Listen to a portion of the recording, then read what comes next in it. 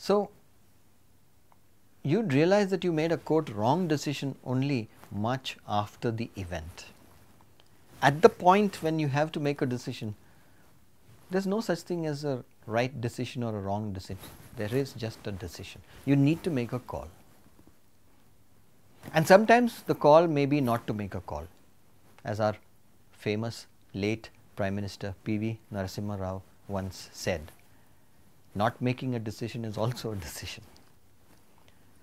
So, what I am trying to say is that we have got to drop this fear of making an inappropriate decision, because decisions can pan out in any which way, and who is to say what is right and what is wrong until much after the time has elapsed. So, that is lesson number 1. Be bold, make the call and face the consequences later. Lesson number 2 is developing clarity of thought. You know, in my experience, I have seen that out of 100 people, maybe 3 or 4 people have what I call clarity of thought. What that means is being able to sift the chaff from the wheat. In other words, the ability to spot what is the crux of the issue, the most important aspect of the situation or problem. Very, very few people have that ability to pick out the really important aspect of the circumstance or the problem.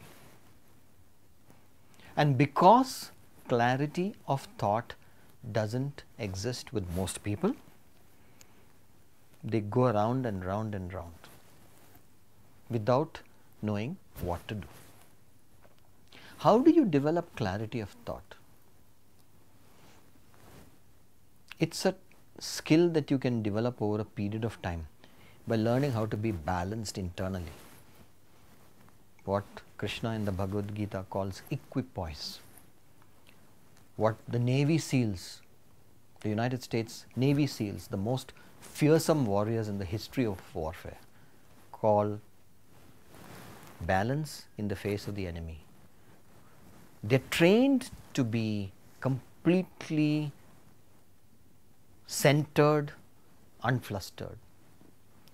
Part of the training is physical fitness and things like 250 press-ups per day or 1000 press-ups per day, running 15-20 kilometers a day, swimming for 10 kilometers in the sea, all in the course of a day to build up their physical endurance to the nth level. But there is also an important mental emotional balance that comes from self-confidence, and most important of all, learning how to regulate your breathing. If you can regulate your breathing, you can control your mind. The way to control your mind is to control your breathing. So, that is what pranayam is all about. And who better to learn pranayam than the Indian sages? But the US Navy SEALs have taken the concept of pranayam and operationalized it in a very simple way that they call 4-count breathing. It is very simple. Each one of us can practice it. When you are in a situation where you have to make a decision, you are stressed out, which means your heart rate has gone up, your breathing is shallow and fast, and when all that happens, your mind is wavering, unsteady. You lose whatever semblance of clarity of thought you have. It's gone. So, the first task when you have to make a decision, say in a crisis or an emergency, is to calm your mind down. Calming your mind down means calming your breathing, controlling your breathing. And this is the 4-count breathing technique. Inhale to the count of 4. In other words, count 4, and while you are reaching number 4, from 1 to 4 you are breathing in, and then hold your breath till the count of 4, and then slowly release it, and then you repeat it. Inhale 1, 2, 3, 4, hold, 1, 2, 3, 4, exhale. When you do that, you will instantly bring down your heart rate. Your panic will start to subside. That's when you can calmly go about assessing the situation and understanding what is truly important.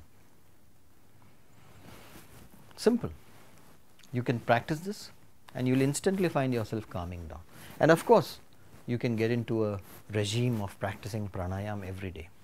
But the 4-count breathing technique is a very simple tool which you can practice all the time and you can profit from it greatly. So, if you have clarity of thought and if you lose the fear of making decisions, well, you will be on top of the world.